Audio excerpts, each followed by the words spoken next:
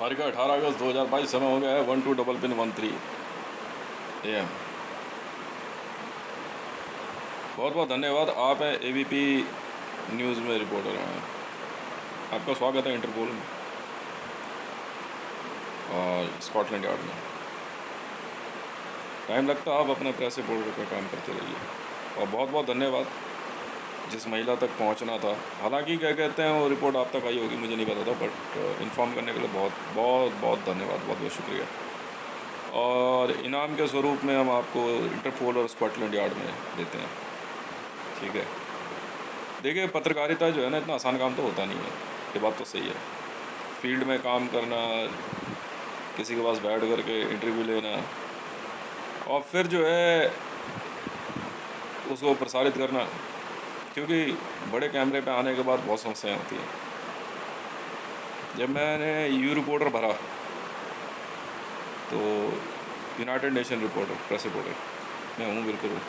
अगर आप चाहें तो चेक करवा सकते हो। मतलब आफ्टर सेंट्रल विजिलेंस मैंने यूनाइटेड नेशन यू रिपोर्टर के लिए भरा, अप्रूव हुआ। मैंने ट्विटर से जो DM में फार्म भेजा, DM से पूरी डिटेल भेजी, उन्होंने वहाँ से कंफर्मेशन भेजी, now you are you reporter, United Nation press reporter. उसके बाद मैं बिहार गया ड्यूटी पे। हालांकि ये बात तो सही है, जो इन्वेस्टिगेशंस निकल के आ रही हैं, मतलब सुबह से शाम तक, जो मतलब मान के चलिए पिछले 5 दिनों के अंदर हमने 10 के लगभग बड़े कोचर्स, वन्य प्राणी जो शिकारी होते हैं, इनको पकड़ा, इनके ट्रेडर्स को पकड़ा। यहाँ तक कि बहुत बड़े बड़े लोगों के नाम भी निकल के आए इसमें। ये लोग भारत के अंदर जो है अफ्रीका से चिंपैंजीज इंपोर्ट करते हैं वाया बांग्लादेश रूट है।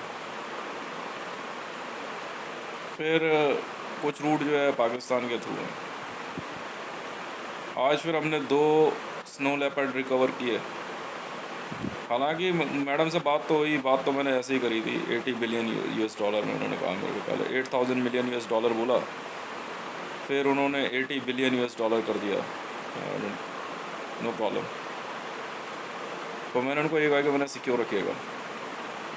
तो मैंने दिल्ली ज़ू को के लिए बोला, मैंने कहा नहीं मैं रखूँगा तो नहीं, खैर आपसे परचेज़ करके दिल्ली ज़ू को दे दूँगा, वो लोग फिर उसको, क्योंकि आपने एज ए पेट उससे रखा है तो वाइल्ड में छोड़ना इतना जल्दी ठीक नहीं होता।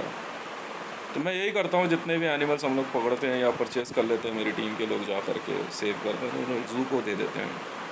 सेंट्रल ज़ू होता है, उसको दे देते हैं। वो लोग फिर आगे उसको जो है क्या कहते हैं, कुछ समय वाइल्ड में रख के फिर उसको वाइल्ड लाइफ में छोड़ा जाता है।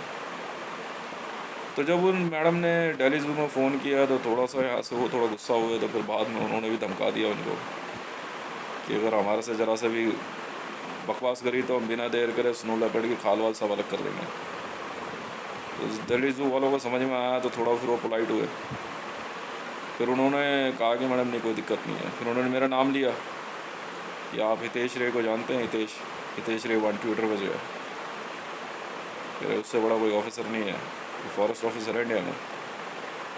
और उसी के कहने पे फ़ोन किया, वरना हम फ़ोन नहीं करते। उसने ही कहा कि आप दिल्ली ज़ू को फ़ोन करके इन्फॉर्म कर दीजिए, वरना हम फ़ोन नहीं करते। हम उसका कहना मान लेते हैं। वर्ल्ड में चाहे कोई भी हो, अच्छा हो चाहे बुरा हो, उसका कहना मानता है। तो आपको फ़ोन कर दिया, इसलिए ज़रा दोबारा तमीज़ से बात करना। बाद में उन्होंने सॉरी वॉरी बोला, फिर उन्होंने कहा कि ठीक है। उनका तो आप ये ले जाइए। उनका ठीक है हम लेने आ रहे हैं। कहते नहीं मैम हम खुद आ रहे हैं देने के लिए। तो दिल्ली ज़ू वालों ने कहा ठीक है फिर हम अरेस्ट नहीं करेंगे। नहीं और भी पेट हैं, और भी एनिमल्स हैं, वो आप रख लीजिए। जब हितेश ने कह दिया फिर तो बात ही ख़त्म है। तो $80 बिलियन की बात हुई तो वो कह रहे $80 बिलियन करो, पेमेंट हो गई, पेमेंट की आप चिंता छोड़ दीजिए। अब वो पेमेंट भी नहीं रखनी है मैं तो। आप एनिमल्स भी रखिए, पेमेंट भी रखिए, हमें बहुत खुशी हो रही है। मन बहुत हल्का लग रहा, नहीं तो बड़ा डर सा लगा रहता था। उन्होंने बताया कि उन्होंने पता वो एनिमल्स पिक कैसे किए। मतलब हिमालय में दूर दराज इलाके में जा करके वो वहाँ पे जो है रोटर प्लेन लेके गए, रोटर प्लेन लैंड कराया, वहाँ काफ़ी दिन तक उन्होंने कैंप किया। फिर उसका जो है स्नो लेपर्ड का जो कब होता है, उस कब को उन्होंने अडॉप्ट किया, मतलब किडनैप किया या उसे उठाया। 2 कब लिए और स्नो लेपर्ड को उन्होंने कोई बेहोशी की दवा दी तो वो बेहोश हुआ। कहते हैं तो बहुत सारे वहाँ पे, तो बहुत मुश्किल है।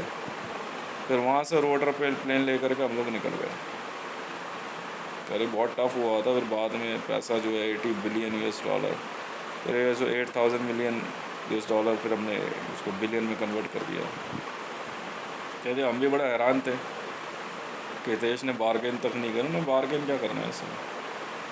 तो वो बताया उन्होंने कैसे कि मतलब पहले तो वो लेपर्ड को उन्होंने ना पेंट कर रखा था, स्नो लेपर्ड को जो है पेंट कर दिया और उसको येलो पेंट कर दिया, तो देखने में नॉर्मल लेपर्ड लग रहा था वो। और जब उसका जो इस साइड का एरिया होता है ना, तो वो प्योर वाइट था। तो वो वीडियो में बता रही थी असल में क्या होता है। सेकंड वॉइस वीडियोस क्या होती है, ये जो वीडियोस होती हैं ना, ये इन वीडियोस के साथ में एक आवाज़ जो वो रिकॉर्ड करके चलते हैं, उसको ध्यान से सुनना होता है। तो मेन क्या बोल रहे थे हमें पता नहीं रहता है, तो सेकंड वॉइस ऑडियो सुनते हैं हम लोग, उसी में ये लोग डील करते हैं। इसी तरह से बदायूं में, उत्तर प्रदेश में के पास रेड हुई। वहाँ से एक यूट्यूब पे एक सेलिब्रिटी थी, एक मैडम आशा सहनी, उनके वहाँ से 2 चिंप रिकवर हुए। फिर मतलब टोटल आज बताते हैं कि 8 के लगभग चिंप रिकवर हुए हैं और इंटरनेशनल लेवल पे जो है कोई 100 के लगभग चिंप्स रिकवर हुए हैं टोटल। तो ये अपने आप में बड़ा दुखद है कि मतलब बड़ी आसानी से पैसा कमाने के चक्कर में जो है ये लोग जो है इस तरह के एनिमल ट्रेड में घुस जाते हैं। मतलब इन्होंने बताया कि चाहे इंसान ख़रीदो हमसे, चाहे चिंप, रेट एक ही है, 2 करोड़ रुपये। और ये रखते हुए बड़े बेरहमी से हैं उसको घर में, चिंपैंजीज़ को। और कहते हैं असल में चिंपैंजीज़ को मारते पीटते इसलिए है क्योंकि वो जो उसकी जो फ्रीक्वेंसी होती है ना, ब्रेन फ्रीक्वेंसी, जिसे आप कहते हैं कि उसका जो माइंड कंट्रोल होता है, सोसाइटी में बड़ा ख़तरनाक पड़ता है। तो किसी सोसाइटी में भीड़ वाले रेजिडेंट एरिया में वो उस चिंप, ये उनका कहना है, वो ऐसे चिंप को ला कर रखते हैं, फिर उसको मारते हैं, पीटते हैं, और वो जैसे जैसे वो बीमार होता जाएगा सोसाइटी में बीमारी फैलती है, ये उनका कहना है। और बाद में फिर उसको जो है कैनबलाइज करने के लिए ईद वगैरह पे बेच देते हैं। और फीफा पार्टीज़ के अंदर नॉट ओनली ह्यूमन मीट, मतलब इंसानी मांस नहीं, सिर्फ आपका मतलब जो सबसे ऑकवर्ड है ना, which is a kind of a phobia in eating, मतलब कहते हैं ना इसको खाने से घिन आती है, मतलब एक घिन सा होता है ना, अगर वैसा है तो ये भी एक तरह का एक प्रैक्टिस होती है इनकी, होती होगी, मैं तो घुसता नहीं इन सब चीज़ों में। तो ये फोबिया जो होता है कि घिन आए बंदे को, तो वो चीज़ खा के दिखाओ, जैसे ह्यूमन शिट्स, मनुष्य का मल मूत्र है, उसमें शर्त लगती है खा के दिखा तो इतना करोड़ रुपया तेरा।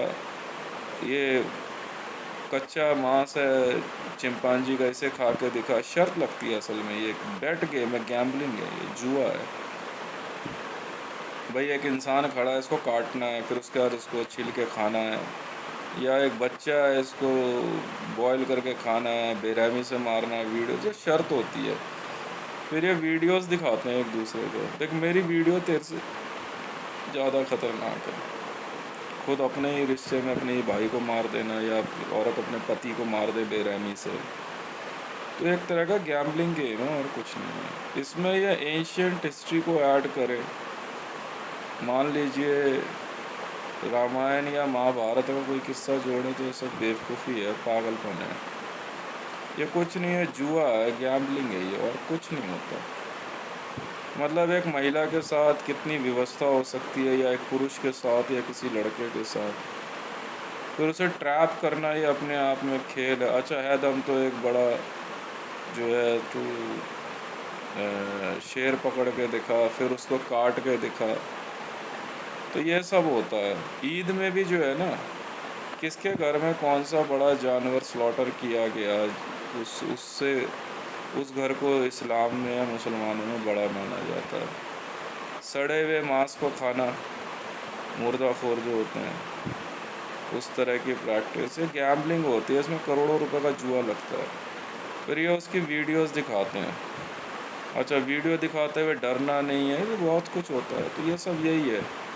पर हाँ, ये ज़रूर है, मैं भारत के अंदर आप सभी को, जो लोग भी इस तरह का काम करते हैं या जिनको इस प्रकार की बात के लिए इन्फॉर्मेशन दी जाती है या उनको उकसाया जाता है, तो मेरा तो यही कहना है, देखिए साहब, ऐसा है, पुलिस आज भी है, थी और सदा रहेगी।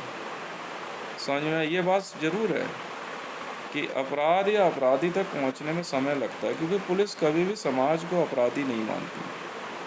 इसलिए हम समाज को जो है ना अपराधी की नज़र से नहीं देखते कि समाज अपराधी है, कभी नहीं।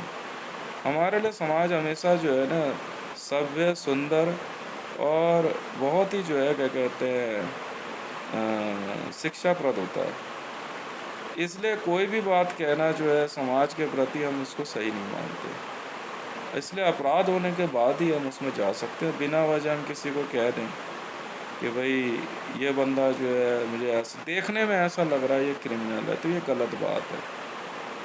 कि नहीं यार, इसने कपड़े अच्छे नहीं पहने तो इसलिए नहीं, इधर आओ भाई, तू चोर चक्का सा लग रहा है। कई लोगों में ऐसी मानसिकता होती है, तो ऐसी सोच तो हम रखते नहीं। हाँ, ये ज़रूर है, एविडेंस आने के बाद, और सबसे बड़ा एविडेंस इकबालिया बयान होता है, कन्फेशन। यदि कोई व्यक्ति फ़ोन पे ये कह रहा है कि उसने ये क्राइम किया है, समझ में आ गई, और वो ये बात कह रहा है साफ तौर पे, और उसकी वीडियो एविडेंस आ जाए, तो फिर तो अपराध तो हो गई। पर अगर कई बार अगर कोई ये कह भी रहा है कि उसने ये अपराध किया है, तो हम उसमें जो है उसको सिर्फ 20% ही अपराधी मानते हैं। 80% हम उसके द्वारा किए गए अपराध का जो है क्या कहते हैं एविडेंस ढूंढते हैं। एविडेंस मिलने के बाद ही हम काम शुरू करते हैं। पर हाँ, ये ज़रूर है, अगर कोई ऐसे लेवल पे है जो वहाँ से इन्फ्लुएंस तैयार कर सकता है और कंटिन्यूस उसकी रिकॉर्डिंग आ रही है, तो ऐसे केस में हम उसे पकड़ सकते हैं। फर्स्ट वॉइस वीडियो और सेकंड वॉइस वीडियो जो होती हैं, इनमें ही सारा खेल चुका होता है। फर्स्ट वॉइस वीडियो में हम कभी कुछ नहीं कहते, क्योंकि वो तो सब देख ही रहे हैं। सेकंड वॉइस ऑडियो अगर आ जाए कि उस व्यक्ति ने फला फला ये अपराध कर दिया है और वो इस बात को कमिट कर रहा है या एडमिट कर रहा है, तो इस केस में फिर पुलिस की जिम्मेवारी बनती है। भारत के अंदर सदैव ही वन्य प्राणियों के लिए संरक्षण के लिए कार्य किए जाते रहे हैं। हिमालय, आपका छत्तीसगढ़, कर्नाटका, कर्नाटका जो है हाथियों के लिए बहुत फेमस है, आसाम, नॉर्थ ईस्ट। भारत एक तरह से वन्य प्रदेश ही है। यहाँ पे तरह तरह के वन्य प्रजातियों की विविधताएं हैं। भारत के एशियाटिक लाइन जो है वर्ल्ड फेमस है। एशियाटिक लाइन की अपनी खासियत है। आपका जो है सुंदरबन डेल्टा की वजह से ही जो है क्या कहते हैं भारत वो विश्व में फेमस है, रॉयल बंगाल टाइगर। फिर इसके बाद भारत के अंदर एक सींग वाला गैंडा काजीरंगा में है। स्नो लेपर्ड विश्व के अंदर सबसे ज़्यादा इंडेंजर्ड माना गया है, संकटग्रस्त प्रजाति है। यदि हम मनुष्य होते हुए भी अगर इन सुंदर वन्य जीवों को नहीं बचा पाते तो फिर तो बेकार है। हमारे पास रहने के लिए अपने घर हैं, हम क्यों जाएं इनके जंगलों में शिकार करने। और ये लोग कुछ नहीं है, ये आपको जो है एक तरह से अपराधी बना देते हैं।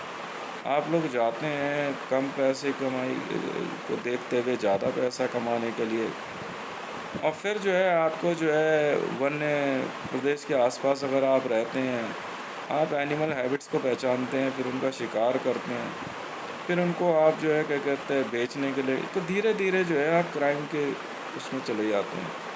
ऐसे में आपको कुछ ऐसी ऐसी बातें बताते हैं जो सभ्य समाज में जिसका कोई लेना देना है नहीं, कोई मतलब नहीं है। धरती पे आप मनुष्य स्वरूप में अगर आए हैं, तो यहाँ से जब तक आप देव कार्य नहीं करते तब तक आप देवताओं की योनि में नहीं जा सकते हैं। यहाँ आपके द्वारा किया गया देव कार्य ही आपके लिए जो है स्वर्ग के मार्ग प्रशस्त करता है। स्वर्ग की परिभाषा हम भी जानते हैं। स्वर्ग एक अच्छी बात है ये मैं कहने में, क्योंकि मैं एक अधिकारी भी हूँ। भारत के अंदर मुझे जो अटॉर्नी जनरल तक का रैंक मिला हुआ है, भारत के अंदर मुझे बहुत बड़े बड़े रैंक मिले, तो मैं पूरी जिम्मेदारी के साथ ये बात कहूँगा कि मैं स्वर्ग जाने के तो रास्ते आपको बता सकता हूँ सर, नर्क का रास्ता कभी नहीं बताऊँगा, क्योंकि मैंने वो थ्योरी पढ़ी ही नहीं है, ना मैं पढ़ता हूँ। स्वर्ग जाने का रास्ता एक ही है सर, अच्छे कार्य कीजिए, अपराध से दूर रहिए। इतनी सी बात है। जिन जीवों को खाने के लिए बताया गया है वह मार्केट में आपको आसानी से मिलते हैं। इसमें बकरे का मांस है, आप चाहे मार्केट से खरीदिए। यदि आपके अपने रिचुअल है तो उसकी परमिशन लेनी पड़ती है। हम इसके लिए आपको रोकते नहीं हैं क्योंकि इतना ज़्यादा हम अंकुश नहीं लगाना चाहते। इसके बाद आप ये मान के चलिए जैसे चिकन है, सी फूड वही परमिटेड है जो मार्केट के अंदर अवेलेबल है। ये पूरी तरह से लाइसेंस्ड होता है और तभी ये मार्केट में आता है। इसके बाद बीफ है। बीफ भारत के अंदर सिर्फ मुसलमानों और ईसाई और और अन्य गैर हिंदू धर्मों के लिए ही अवेलेबल होता है। इसलिए ये नहीं कि हिंदू नहीं खा सकते, आप खा सकते हैं। हम आपका अगर इस मामले में ख्याल रख रहे हैं और फिर भी भारतीय समाज की मूल अवधारणा के विरुद्ध हम यह कार्य कर रहे हैं और बीफ की दुकानें खुली हुई है, तो आपको भी इस बात का मान सम्मान रखना चाहिए कि आप जो है human meat and human flesh और इस तरह के इवेंट्स में ना जाएं। क्योंकि मजबूरन ये हो जाती है, एक बार आप अगर कैनिबलिस्ट लिस्ट में आ गए तो हमारे को आपको मारना ही होगा और दूसरा कोई रास्ता होता नहीं है।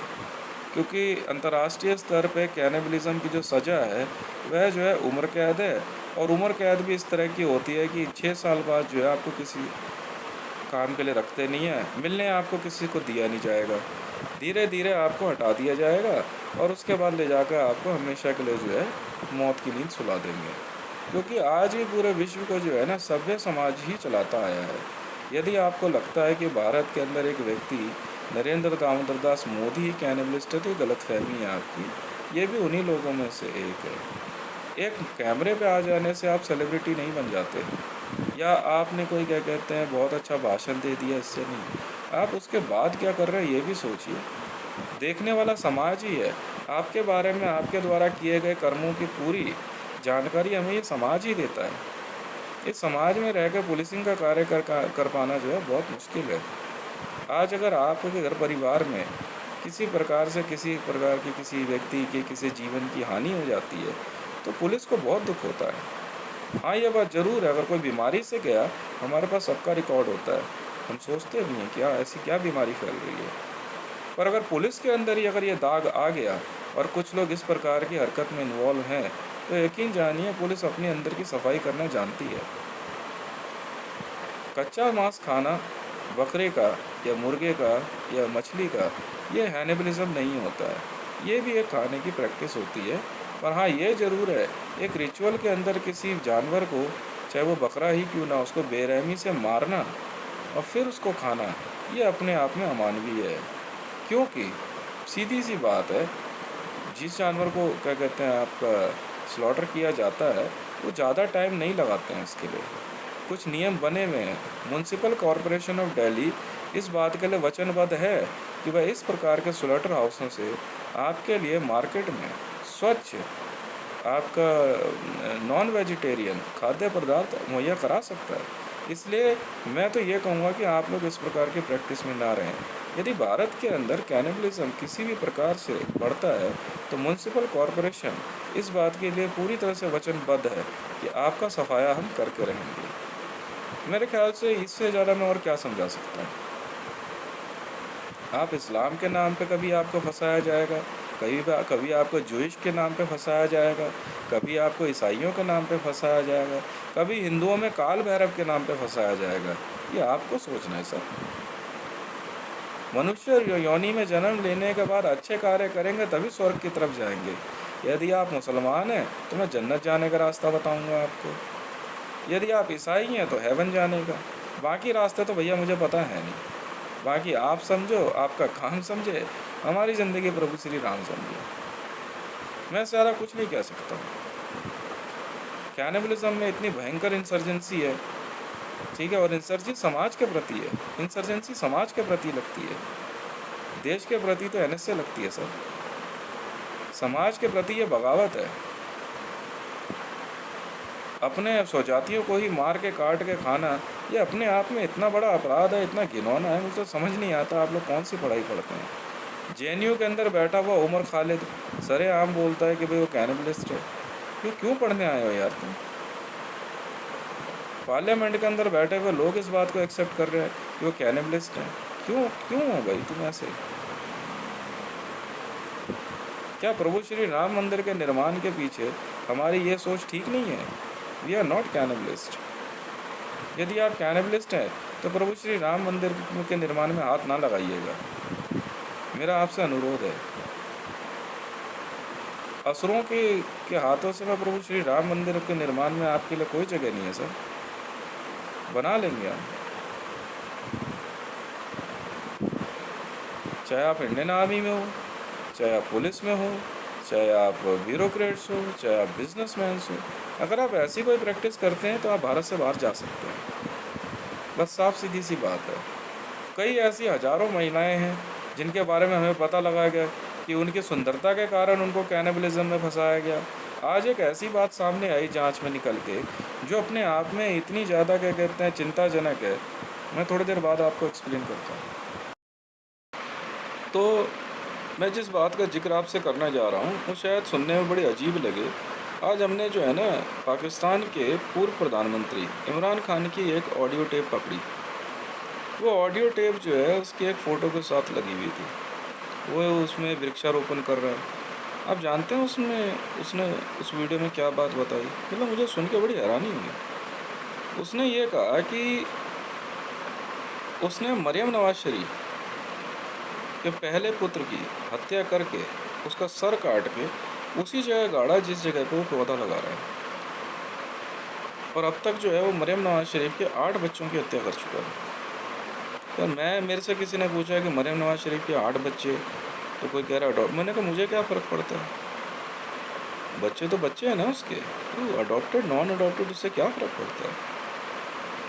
और उसके बाद जो उसने बात कही उस ऑडियो में वो इतनी हैरान करने वाली कि उसने जानबूझ के कार्य किया इसको, वो भी किस लिए कि मरियम नवाज शरीफ को उकसाने के लिए, ताकि मरियम नवाज शरीफ जो है क्या कहते हैं उकसावे की कार्रवाई में जो है क्या कहते हैं वो किसी प्रकार से इस तरह से इन्वॉल्व हो। तो मैं तो सिर्फ यही कहूँगा कि बाकी मैंने इस बात को जो है ओपन कोर्ट में कहा है।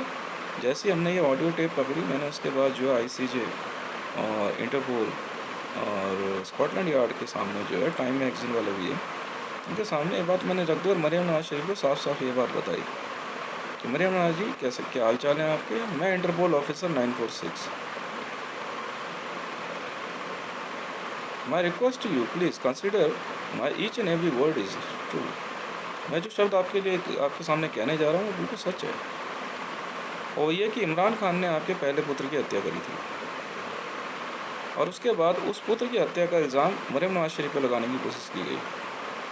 तब उसके जब हमने क्या कहते हैं SPG वीडियोस मांगी और जब SPG वीडियो देखी तो हुआ उसमें ये कि जिस जगह मरियम नवाज शरीफ ने अपने उस बच्चे के कपड़े रखे हुए थे उसी के अंदर मरियम नवाज शरीफ जी ने जब उस बैग में हाथ डाला या बॉक्स था क्या था तो उस खून से सने हुए कपड़े हाथ आए। उस समय लाइट नहीं थी उस घर में, लाइट जलाई गई तो दोनों हाथ खून से सने हुए थे।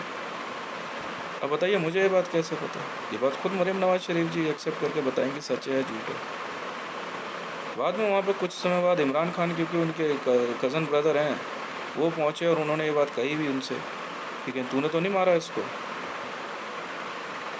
उसके बाद से जो कुछ भी चला आ रहा है मैं तो ये नहीं कहता हूँ। देखिए ऐसा होता है कि जो भी है अच्छा है बुरा, हमारे पास जो रिपोर्ट आती है मरियम नवाज शरीफ जी हम एकदम साफ साफ बताते हैं। और ये बात बहुत ही क्या कहते हैं मतलब चिंताजनक है कि अगर पाकिस्तान के अंदर वहाँ का पूर्व प्रधानमंत्री इमरान खान जो कि कभी पाकिस्तान के लिए पाकिस्तान के मान सम्मान का सूचक रहा है, पाकिस्तान के लिए वर्ल्ड कप जीत के लाया।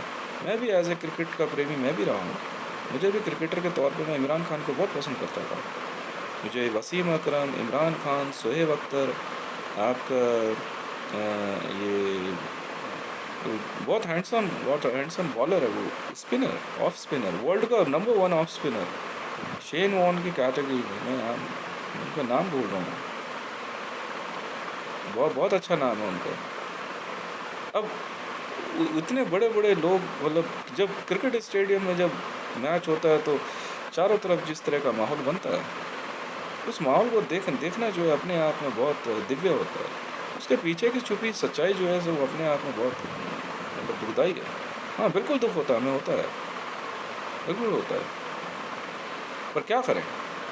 अब इमरान खान जैसा व्यक्ति जो है इस प्रकार की हरकत कर रहा है, मैं नहीं जानता आप कौन सी सत्ता पाना चाहते हैं, मुझे नहीं पता आपको ऐसा करके क्या मिलेगा, पर हाँ ये ज़रूर हूँ नर्क के भागी तो आप बन ही गए हैं। आपको पता नहीं है नर्क कहते किसे हैं। व्यक्ति वहाँ जा कर के अनंत काल तक उसकी जो आत्मा होती है ना वो चीखती चिल्लाती रहती है। स्वर्ग में जाने के बाद कुछ नहीं होता। वहाँ पे आप अनंत काल के लिए जो है क्या कहते हैं प्रभु श्री राम की महाविष्णु की सेवा में लीन हो जाते हैं। उससे बढ़िया सुखदायी वहीं पे आपको पैगंबर के भी दर्शन होंगे, वहीं पे आपको अल्लाह मैं और कैसी भाषा में समझाऊँ आपको। किसी के बच्चे को आप किडनैप करके उसका सर काट दें और उसको कैनबलाइज कर दें, उकसावे की कार्रवाई नहीं तो और क्या है ये। आपने खुद कहा कि आपने उकसाया। आप जानते हो सुप्रीम कोर्ट का एक बहुत पहले मैंने जजमेंट पढ़ा था। उस जजमेंट में क्या था कि दो पड़ोसी थे, तो एक पड़ोसी ने क्या करा कि पड़ोसी को उकसाने के लिए उसके घर के आगे कूड़ा फेंक दिया। उसने कई बार मना किया। साउथ दक्षिण भारत का किस्सा है ये। और इस बात पर झगड़ा हो गया। वो झगड़ा होने के बाद उसने क्या करा कि झगड़ा बढ़ गया। जिसके घर के आगे कूड़ा फेंका था उसने हथियार उठा के उसकी हत्या कर दी। अब हत्या करने के बाद जो है क्या कहते हैं सुप्रीम कोर्ट में केस आया। तो सुप्रीम कोर्ट ने कहा कि भाई देखिए ऐसा है, आपने उकसाया था इसलिए इन पर हत्या का केस नहीं बनता है। कूड़ा आपने फेंका उनके घर के आगे और आप बार बार ये कार्य कर रहे हैं, केस आप पे रजिस्टर्ड हो गया। पर हाँ गैर इरादतन हत्या है, हत्या तो हत्या है। इसलिए आपको जो है क्या कहते हैं दूसरी पार्टी को बोला आपको उम्र कैद हो सकती है। उनको उम्र कैद हुई। उम्र कैद के बाद जो है क्या कहते हैं दूसरी पार्टी ने कहा भी उम्र कैद जो होती है वो 14 साल की होती है। नहीं 14 साल नहीं होती सर, साफ लिखा हुआ ताहा उम्र कैद है। मतलब व्यक्ति अपनी आखिरी सांस भी जो है वो कैद मिलेगा। आप खुद सोचिए, अपने हाथ से हत्या करना ये अपने आप में कितना जघन्य अपराध है। पर हाँ यहाँ एक बात है, एक महिला को उकसाया गया, उसको रेप की धमकी दी गई, आपको करना ही होगा। ऐसा में उस महिला के ऊपर कोई अपराध सिद्ध नहीं होता है। मैं ऐसा अब तक जो है 3 ऐसी महिलाओं के लिए मैंने स्पेशल पिटीशन लगाई भी ICJ में, उन्होंने कंसिडर करेंगे। खुद पाकिस्तान के अंदर सजीदा अहमद का किस्सा है। सजीदा अहमद के एक बच्चों की हत्या जो है इमरान खान ने सरेआम कर दी। आप सोचिए ना उस माँ पे क्या बीतेगी उसने खुद जन्म दिया उन बच्चों को। उसकी हाँ वो अंदर पानी लेने गई एक गिलास, उसके लिए तू दरवाजे पर पानी मांगने आया और तूने उसकी हत्या कर दी। और बाद में उसके बाद जो है क्या कहते हैं आपका ये जो क्या कहते हैं जरताज गुल है। जरताज गुल जो है राजनीति में राजनेता बनने गई, उनके 4 बच्चे किडनैप कर लिए गए। 2 बच्चों की हत्या कर दी और 2 बच्चे जो है बहुत बेरहमी से बहुत दयनीय स्थिति में रखे गए। मैं नहीं जानता वो बच्चे जो है दोबारा सर्वाइव कर पाएंगे नहीं कर पाएंगे, रिकवर हुए हैं। और खैर जरताज है भाई, अच्छा बुरा जैसा भी है बच्चे संभाल सकती होगी, बाकी मैं कुछ नहीं कह सकता इस बारे में। आप सोच सकते हो भारत के अंदर इस हालात को और भयावह करने वाला कौन? नरेंद्र दामोदर दास मोदी। इन्वेस्टिगेशन कहाँ से कहाँ तक गई, हम पीछे हटने वाले नहीं हैं। अगर यहाँ पे भारत के अंदर किसी को ऐसा लगता है यहाँ फोर्सेस नहीं है, यहाँ अगर इन्वॉल्वमेंट की अगर संख्या 5 करोड़ भी होगी तो हमें परवाह नहीं है। हम तो उठा करके सीधा सबको जो है कंटेनर शिप में रख देंगे, हमें पता है कैसे रखा जाता है। अगर आप मेरे से अगर आप ये कहते हैं कि आप जो है क्या कहते हैं थोड़ी नरमी बरती, मैं क्या नरमी बरतूँ भाई? मैं अरेस्ट पार्टी से नहीं हूँ ना, मैं IO हूँ, मैं इन्वेस्टिगेशन ऑफिसर हूँ, आई एम इंटरपोल चीफ। वो अरेस्ट पार्टी वाले देखेंगे, वो अरेस्ट पार्टी वाले देखेंगे उन्होंने क्या करना है। हम तो बर्दाश्त नहीं करेंगे। यदि आप जो है इस तरह की हरकत करके उसके बाद जो है क्या कहते हैं अपना जो है अपना दमखम दिखाने की बात करते हो तो आप सोच लीजिए आपके साथ क्या होने वाला। हम तो आपकी ब्लड लाइन ख़त्म कर देंगे सर। यू आर कैनिबलिस्ट, आप नरभक्षी हैं। और नहीं तो कपड़े लगते उतार के जंगल में फेंक देंगे आपको। वहीं रहो जहाँ पे नरभक्षी रहते हैं, वो अपने आप समझा देंगे आपको। पूरे विश्व में सभ्य समाज की जो परिभाषा है वो सबको मालूम है, सभ्य ही रहने दो उसे। ये बात कहते हुए मैं अपनी बात खत्म करता हूँ। बहुत बहुत धन्यवाद। मेरा नाम है हितेश मंडल, ट्विटर हैंडल हितेश1। भारत में attorney general, caller number 645, President of India 3760, PMO 3236, Delhi police commissioner 3236। मुझे समझ नहीं आता है कि मतलब क्या समझाऊँ। कहते हैं मुश्किल वक्त कमांडो सख्त, इस सारा कुछ नहीं कह सकता। बहुत बहुत धन्यवाद।